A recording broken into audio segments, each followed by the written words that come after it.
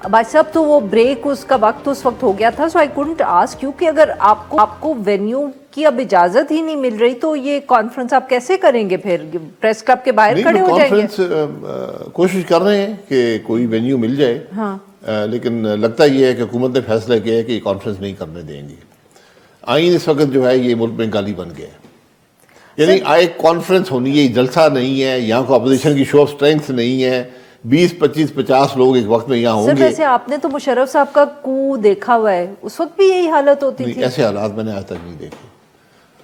मैं सियासत को तकरीबन 77 से फॉलो कर रहा हूँ, और तो एक्टिव वो ज़िया-उल-हक का मार्शाल्लाह भी आया, बीच में एक जमहूरी दौर भी आए, बड़ी इख्तलाफ भी रहा, बट कभी ऐसे हालात नहीं देखे कि भाई हुकूमत आज आइन के नाम से डरती है, कॉन्फ्रेंस से डरती है, आके लोगों को डराया जाता है। मैं होटल वालों को, मैं मार्की वालों को कि तुम्हें ये कर देंगे, तुम्हें वो कर देंगे, बंद कर देंगे।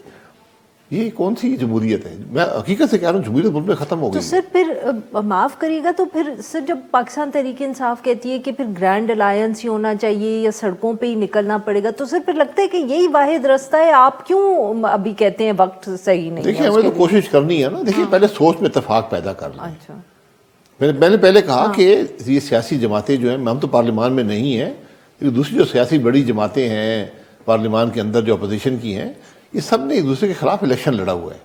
इनके आपस के तहफ़्फ़ुज़ात हैं, बहुत से किस्म के तहफ़्फ़ुज़ात हैं, तो उनको एक मीटिंग ऑफ द माइंड चाहिए। तो हम कोशिश कर रहे हैं कि वो मीटिंग ऑफ द माइंड हो जाए, वो एक सोच पे इत्तेफाक कर लें, उसके बाद फिर आगे चलें। अच्छा, so you think that is a possibility. Sir एक तरफ जो अदलिया की इस वक्त सूरत हाल है, फिर देखें 26वीं आईनी तरमीम हुई, चीफ जस्टिस साहब नए आए, मतलब कि वो जो एक सीनियरिटी के ऊपर हमारा ख्याल था कि जो बनेंगे वो नहीं बने, दूसरे बने, शोर इतना नहीं मचा। पर जो इस्लामाबाद हाई कोर्ट में सीनियरिटी का मसला हुआ है, उस पर लग रहा है कि जैसे एक मोमेंटम वकला का बन रहा है। मजम्मत भी हुई, एक जुडिशल कमीशन के मेंबर ने इस्तीफ़ा भी दे दिया, 2 वकला की बार्स के इलेक्शंस हुए हैं पिछले दिनों में, और एक तज्जिया यही है कि वो जिन ग्रुप्स ने जीते हैं वो इसलिए जीते हैं बिकॉज वो एजिटेट कर रहे हैं इस इशू को। आपको लगता है कि एक दफ़े फिर कोई एक वकला की मूवमेंट हो सकती है जैसे हमने 2007 में देखी? क्योंकि जब वो शुरू वकीलों ने की थी, पॉलिटिकल पार्टीज उसमें बाद में आई थी। नहीं, उसकी लंबी कहानी है।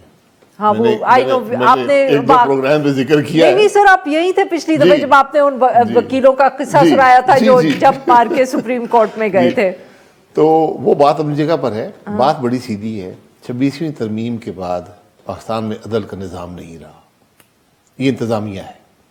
आज फैसला वो आएगा जो इंतज़ामिया लिख कर देगी। आज पार्लियामान ने आंखें बंद करके रात के अंधेरे में 26वीं तरमीम करके अदल के निज़ाम को ख़त्म कर दिया। सुप्रीम कोर्ट का चीफ जस्टिस वो आदमी है जो बेंच की तश्कील नहीं दे सकता, जो कॉन्स्टिट्यूशनल इश्यूज नहीं सुन। सुप्रीम कोर्ट करता क्या है?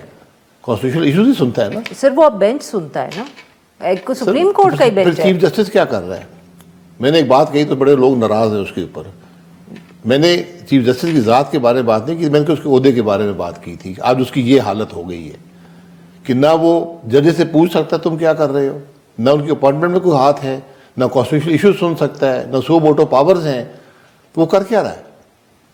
ये हमने तबाह कर दिया है पूरे अदल के निज़ाम को, सुप्रीम कोर्ट के निज़ाम को हमने ख़त्म कर दिया है। और इस पर अजीब बात यह है कि वकील भी नहीं बोल रहे, तो ना जज बोले हैं ना वकील बोले हैं। तो सर फिर ये इसको कौन ठीक करेगा? ये आपको करना पड़ेगा। कैसे होगा? खराबी पैदा करना घंटों का काम होता है। रात के अंधेरे में खराबी पैदा हो गई, अब इसको अशरों तक भुगतेंगे और फिर कहेंगे वो बड़ा गलत हो गया था जी, वो तो बड़ा गलत काम था। तो हमने कुछ सीखा नहीं है। हम गलती पे गलती किए जा रहे हैं, मुल्क के निज़ाम को तबाह किए जा रहे हैं और कुछ सीखते नहीं हैं। सर ये गलतियां पहले डिक्टेटर्स करते थे और फिर जो डिक्टेटर्स के साथ जमातें बनाई जाती थी वो करती थी। क्यू लीग, एक ज़माने में Q league in itself it become this, क्या कहते हैं उसको, it had become a noun कि आप किसी भी एक ऐसी पार्टी पे लगा देते थे जो डिक्टेटर ने बनाई हुई। बट अब तो सर ये काम वो जमातें कर रही हैं जिनकी बड़ी तारीख में जमहूरी कॉन्ट्रीब्यूशंस रही हैं। Do you think Pakistan Peoples Party या PMLN will ever survive this? نہیں انہوں نے چھوڑ دیا ہے, انہوں نے جمہوریت کا نام لینا بھی چھوڑ دیا ہے. یہ فیصلہ کر لیا دونوں جماعتوں نے, پیپلز پارٹی نے بھی اور پی ایم ایل این نے بھی, اور یہی فیصلہ پی ٹی آئی نے 2018 میں کیا تھا. وہ بھی اس سے بری ذمہ نہیں ہے کہ ہم نے جمہوریت کی بات نہیں کرنی, ہم نے آئین کی بات نہیں کرنی, ہم نے رول آف لا کی بات نہیں کرنی, ہم نے اقتدار کی بات کرنی ہے. اقتدار کا ہم نے سودا کرنا ہے.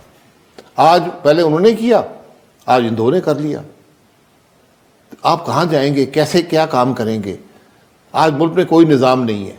تو سر یہ ہم ریورس کیسے کریں گے اب سب؟ آپ نے تو دیکھا ہوا ہے نا سر, یہ ماضی میں اس طرح کے یہ اللہ واقعات نہ ہوتے ہیں. کرے یہ سڑکوں پہ ریورس نہ ہو, میں آپ کو حقیقت سے کہہ رہا ہوں. سر ہمارے ہاں تو ہمیشہ سڑکوں پہ ہی ریورس نہیں ہوتا, مشرف کا کوئی سڑکوں پہ ریورس نہیں ہوا. سڑکوں پہ نہیں ہوا, اس کے پیچھے بھی بہت سے محرکات تھے, وہ پھر یہاں وہی پیدا ہوتے ہیں, سڑکوں پہ وہی معاملہ چلتا ہے.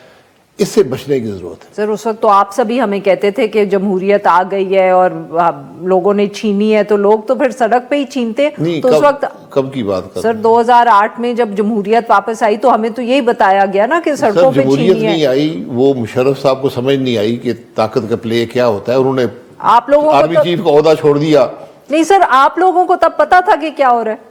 جی آپ لوگوں کو ایز ان جو پارٹیز تھیں, Pakistan Peoples Party, Pakistan Muslim League Nawaz, did you know what was happening back then? مجھے یہ کم از کم ذاتی طور پہ نظر آ رہا تھا کہ یہ کیا ہو رہا ہے, مشرف صاحب کے ساتھ کیا ہو رہا ہے, یہ مجھے نظر آ رہا تھا. شاید اور لوگوں کو آ رہا تھا یا نہیں آ رہا تھا.